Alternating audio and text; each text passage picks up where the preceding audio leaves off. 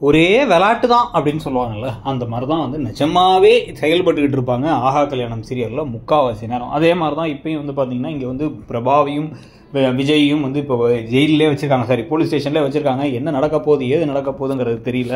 இப்போ வந்து பிரபாவுக்காக பாவமாக வந்து விஜய் வந்து இப்போ ப்ரோ ஐம் சாரி ப்ரோ, நான் பெரிய தப்பு பண்ணிட்டேன், உன்னை பார்க்கணுன்னு ஆசைப்பட்டுருக்கூடாது அப்படின்னு நான் பேச. அப்போ உடனே வந்து இந்த போலீஸ் ஆஃபீஸர் இவங்களுக்கு எவ்வளோ தைரியம்னு பாருங்களேன். இவங்க வந்து ஒரு மாதிரி இந்த பக்கம் இவங்களே சீட்டிங் வேலைலாம் பண்ணி ஏற்பாடு பண்ணி தான் வந்து வேணும்னே பிளான் பண்ணி ஒரு ட்ராப் பண்ணியிருக்காங்க. ஆனால் இப்போ என்ன பண்ணுறாங்கன்னா அவர் சட்டக்காலர்லாம் பிடிச்சி அவர்கிட்ட வந்து என்னடா கள்ளக்காதல் பண்ணுறியா அப்படிங்கிற மாதிரிலாம் வந்து பேச. இவங்க ரெண்டு பேருமே கடுப்பாக என்ன வேணாம் பண்ணிங்க, நான் வெளில போய் வச்சுக்கணும், உள்ளே இருந்தால் அவ்வளோதான் முட்டிக்கு முட்டி தட்டிடுவேன் அப்படின்னு ஏதோ பேசிக்கிட்டு இருக்காங்க இவங்க வேற தனியாக.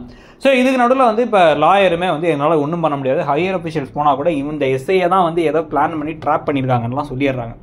அனாமிகாட்ட இவங்களும் கெஞ்சி பார்த்தாங்க, கேட்டு பார்த்தாங்க. அனாமிகா அதெல்லாம் ஒன்றும் பண்ண முடியாது, அவ்வளோதான், என்னால் எதுவுமே பண்ண முடியாதுங்கிற மாதிரி திமிரா பேச இவங்க உடனே என்ன பண்ணிட்டாங்க, இப்போ புது பிளானில் இப்போ கொண்டு போய் நேராக அழகியை வந்து விட்டு இதுக்கப்புறம் அழகியை நீ தான் பார்த்துக்கணும், இந்த குடும்பத்தை ஒரு பிரச்சனை வரக்கூடாதுங்கிறதுக்காக தான் நாங்கள் என்ன பண்ணோம் அழகியை தத்தெடுத்துக்கிறோன்னோ. நீ என்ன சொல்கிற, கண்டிஷனாகவே வந்து நானும் சூர்யா அழகியெல்லாம் வீட்டை விட்டு போகணுங்கிற, பெரியவங்க மனசெல்லாம் கஷ்டப்படும், நீ ஏன் உன் பிள்ளைய பார்த்துக்கப்பா அப்படிங்க. அந்த குழந்தைய வந்து ஏன் உங்களுக்கு விஜயப்பாவை பிடிக்காதா, ஏன் அவர் ஸ்டேஷனில் போட்டிங்க, எனக்கு பசிக்குதுமா சாப்பாடு கொடுங்க, இவங்க அப்படியே கடுப்பாகிறாங்க. இந்த விஷயத்த வந்து என்ன பண்ணுறாங்கன்னா சூர்யா கால் பண்ணும்பொழுது இன்னுமே மகா கோபமாக இருக்காங்களாம் சூர்யாடா அப்படின்னு மூஞ்சியை திருப்பிட்டு வர பேசுகிறாங்க. இந்த ஒரு ரணகலத்துலேயும் வந்து ஒரு கிளுகிழுப்பு கேட்குதுங்கிற மாதிரி அவங்க இன்னமும் வந்து அந்த ஊடலை தொடர்ந்துக்கிட்டே இருக்காங்க.